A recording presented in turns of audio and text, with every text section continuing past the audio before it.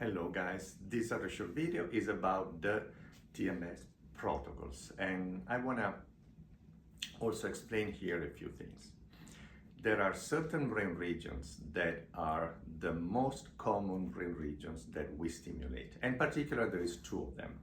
The dorsolateral prefrontal cortex, right here on the left, and actually studies have shown that there is lateralization of symptoms. If we stimulated the right dorsolateral prefrontal cortex, we wouldn't get absolutely the same benefits, almost quite the opposite, as the left dorsolateral prefrontal cortex. So there is a reason, there is a lot of science on why we stimulate the left part of our brain, dorsolateral prefrontal cortex, as opposed to the right part.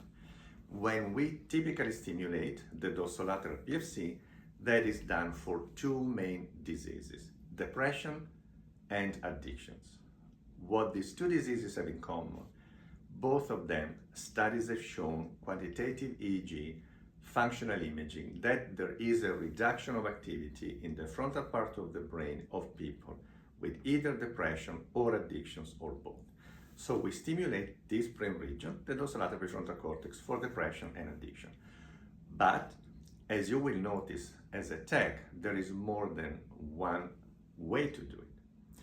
First of all, the protocols can be longer or shorter, depending on the patient, whatever the medical director decides and Dr. Moreno decides, and the protocols can have different frequencies. Why is that? Because certain frequencies benefit certain patients with some types of depression, and other frequencies benefit more patients with depression but with different symptoms. This is very personalized. In other words, there is not a single frequency to treat depression or addictions that benefits everybody. Everything gets tailored by the medical director, by Dr. Moreno, to the patient. Because, for example, if we use certain types of frequencies in patients that are very high energy, we could make those patients way too much agitated or hypomaniac, and we never use those frequencies. On the other hand, if we have a patient, for example, with depression or addiction that is very apathetic, I don't want to get out of bed, I have no energy, no hope for anything, I don't want to do anything, these patients benefit from different frequencies than the patients that are very high energy, and there is a lot of science and a lot of data behind that. So the first concept of this video is that for the same brain region, there is more than one frequency to see benefits for patients for depression or addictions. And that gets tailored by the medical director and by Dr. Moreno. The second part and the second brain region that we stimulate most often is the supplementary motor area. This is a brain region located on the top of our head, just underneath. And this brain region also, incredibly lucky for scientists, helps people with anxiety, with OCD, with ADD, ADHD, PTSD, and insomnia. 5 things. And this is kind of the opposite of the dorsolateral prefrontal cortex that is way too quiet when people are depressed or addicted to something.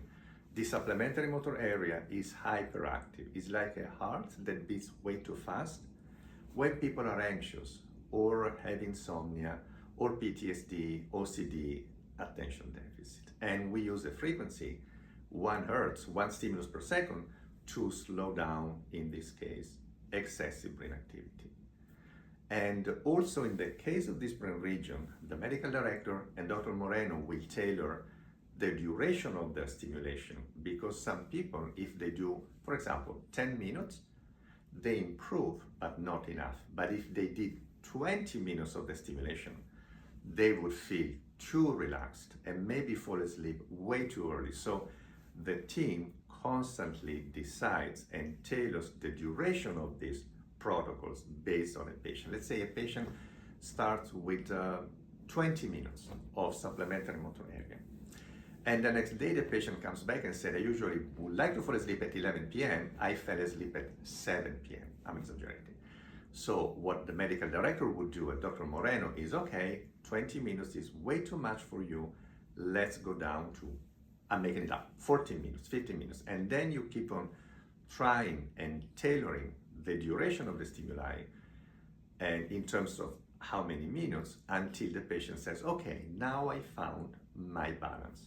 And these again are decisions that are the responsibility of the medical director and Dr. Moreno. So it's not your responsibility, but I want you to know why you see changes in duration of the protocols, and you may see changes in some patients for the frequency of the protocols. It's just to personalize everything to that patient, because as you know, at the end of the day, diagnoses are fairly standardized, but every patient is different. So we really make an effort to tailor the TMS protocols perfectly to each and every patient. Thank you, guys.